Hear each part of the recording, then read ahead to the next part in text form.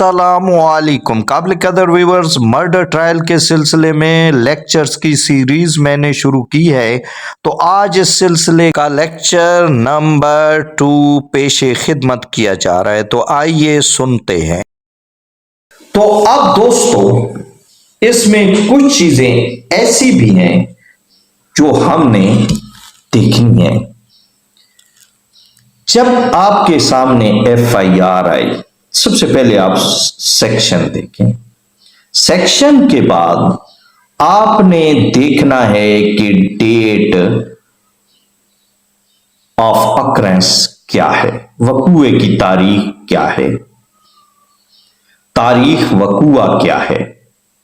फिर उसके बाद आप देखेंगे कि डेट ऑफ द रिपोर्ट क्या है, क्या सेम डे है या 2-3 दिन का डिले है, यानी रिपोर्टिंग डेट या तारीख रजुआ।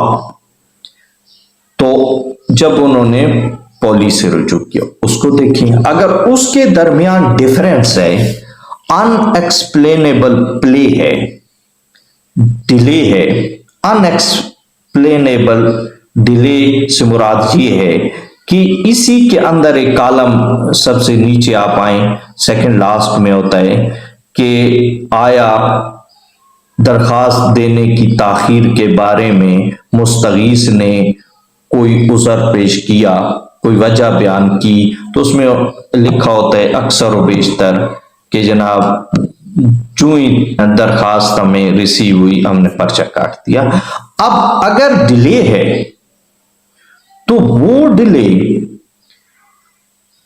प्रोसिक्यूशन के लिए फैटल साबित हो सकता है, नुकसानदेह साबित हो सकता है, क्योंकि कानून कहता है कि आप प्रॉम्प्टली FIR लॉन्च कराएं। अगर बीच में डिले है तो इसका मतलब कंसल्टेशन होती रही है कि असलम को भी इसमें नामजद करो और अकरम को भी मशवरे के तौर पर इसमें जड़ दो ताकि इसके पीछे आने वाला कोई ना हो।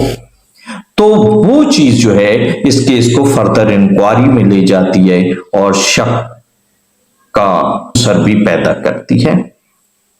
दोस्तों, 302 में दूसरी बात आपने ये याद रखनी है कि मेडिकल को बगौर पढ़ना है। मेडिकल में लिखा है कि जो इंजरी है, इंजरी के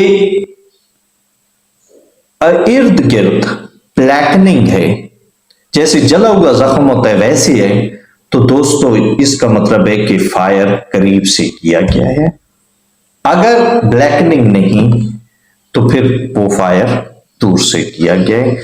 इसी तरह आपने 302 का केस देखते हुए मोटिव को भी जरूर देखना है कि आखिर वजह या नात क्या है, और उसके अंदर आपने रिकवरी को भी देखना है। रिकवरी ऐसी हो जो कॉमन पैटर्न की ना हो, यानी ऐसी चीज बरामद हुई है जो आम बाजार से भी मिल जाती है, तो इसको कॉमन पैटर्न रिकवरी कहते हैं। वो भी 302 में मुल्जिम को ही फायदा जाता है कॉमन रिकवरी का। मसलन एक कत्ल के केस में जो बच्चा कत्ल हुआ था उसके चप्पल मिले थे, तो कोर्ट ने करार दिया कि ये चप्पल कॉमन पैटर्न है, ये तो बाजार से मिल जाते हैं, तो वो मुल्जिम बरी हो गया। इसी तरह दोस्तों आपने देखना है कि रिकवरी जो हुई है, जो बरामद की हुई है, चाहे आलाए कत्ल की बरामद की है, चाहे किसी और चीज की जो रिलेटेड है, रेलेवेंट फैक्ट में आती है, रेलेवेंट आर्टिकल है, वो अगर किसी मुल्जिम से बरामद होती है तो आपने देखना है कि क्या वो चीज जहां से बरामद हुई है, वो कमरा है, वो दुकान है, वो मकान है, क्या एक्सक्लूसिव पोजेशन में था मुल्जिम के, बिला शिरकत गैर उसी के पास था, या कोई और भी आता जाता था।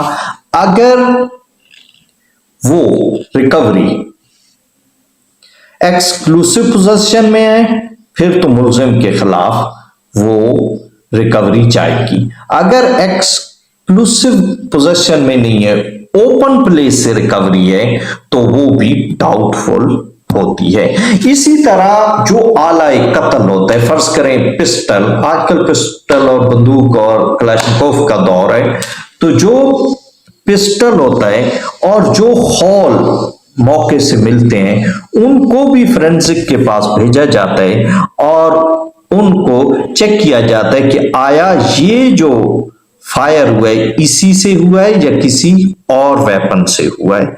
तो ये भी एक इंपॉर्टेंट चीज है, आप लोगों को वो फोरेंसिक रिपोर्ट भी पढ़नी बहुत जरूरी है। इसके अलावा दोस्तों आपने ये देखना है कि उसने इतराफी जुर्म किया है तो क्या 164 का बयान हुआ है, 14 डेज अरेस्ट के बाद अंदर अंदर वो बयान हुआ है, या आपने देखना जरूर है।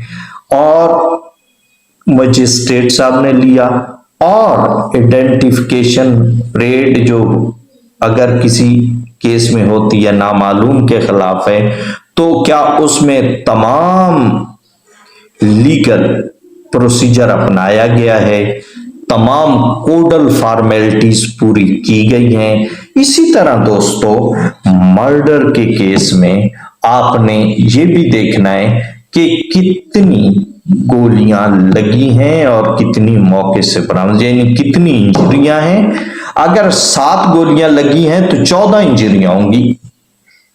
एक जख्म इन्वर्टेड होगा, दूसरा आउटर होगा जहां से गोली पेनिट्रेट करती है और दूसरी जगह से निकलती है। बाज औकात गोली अंदर हड्डी आ जाए तो अटक जाती है। तो उस हिसाब से आपने मेडिकल यानी MLR को अच्छी तरह पढ़ना है और देखना है कि वहां से कारतूस कितने बरामद हुए, ये चीज भी। अच्छा, इससे एक और इंपॉर्टेंट चीज ये है कि जिस गाड़ी पे डेड बॉडी को हॉस्पिटल शिफ्ट किया गया पोस्टमार्टम के लिए, तो उसको कब्जे में पुलिस ने लिया है या नहीं लिया, उसका बयान ड्राइवर का या गाड़ी के मालिक का 161 के तहत हुआ है कि नहीं। अगर वो नहीं होता तो भी केस प्रोसिक्यूशन का टूट जाता है। इसी तरह दोस्तों 302 के केस में आपने इस बात को भी मद्देनजर रखना है कि एविडेंस की क्वालिटी क्या है। एविडेंस की क्वालिटी जितनी अच्छी होगी मैक्सिमम पनिशमेंट का उतना चांस है। ये कैपिटल पनिशमेंट है, इसलिए कोर्ट भी बड़ी कैपिटल केयर करती है। वो देखती है कि आया जो एविडेंस आई है क्या मौके की एविडेंस है, क्या जो विटनेसेस हैं इंटरेस्टेड विटनेसेस हैं या अनइंटरेस्टेड विटनेसेस हैं, यानी कि उनका कोई मफाद छुपा हुआ है या वो गैर जानिबदार हैं।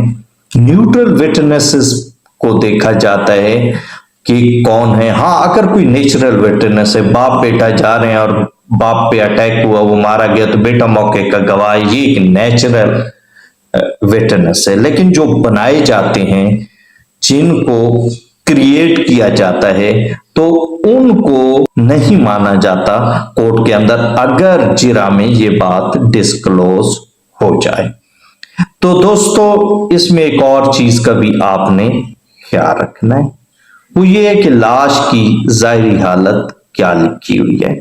अगर एक शख्स मरता है और उसका मुंह खुला हुआ है, इट मीन्स कि वो तन्हाई में मरा है, कोई बंदा नहीं था उसका अपना। अगर कोई होता तो वो उसका मुंह तो बंद करता ना। तो ऐसे ही लातदाद जजमेंट हैं जो इन प्रोसिक्यूशन की छोटी छोटी गलतियों पे पूरे केस को डिफेंस की तरफ टिल्ट कर देती हैं। तो दोस्तों आज हमने एक मुख्तसर सा लेक्चर 302 यानी मर्डर ट्रायल पे दिया है। इससे नेक्स्ट हम इसको एलिबोरेट करेंगे, इसको एक्सप्लेन करेंगे और आपको वो गुर बताएंगे जो आपको मर्डर ट्रायल ना सिर्फ करने में मददगार साबित होंगे, आपको क्रॉस एग्जामिनेशन में मददगार साबित होंगे। आप अगर मुद्दई के वकील हैं तो अचीव करा रहे हैं, तो आपने किन चीजों को मद्देनजर रखना है, किसको एग्जिबिट करवाना है और मर्डर ट्रायल शुरू कैसे करना है, ये सारी बातें मैं आपने अगले लेक्चर में दूंगा। तब तक के लिए आपसे मैं इस दरखास्त के साथ इजाजत चाहूंगा कि आप हमारे चैनल को सब्सक्राइब करें ताकि हमारी हौसला अफजाई हो और आप लोगों तक हम इल्म, वो भी कानून का अमली इल्म पहुंचाते रहें। इसी के साथ ही खुदा हाफिज, कि अल्लाह आपको खुश रखे और आपको एक कामयाब वकील बनाए। खुदा हाफिज।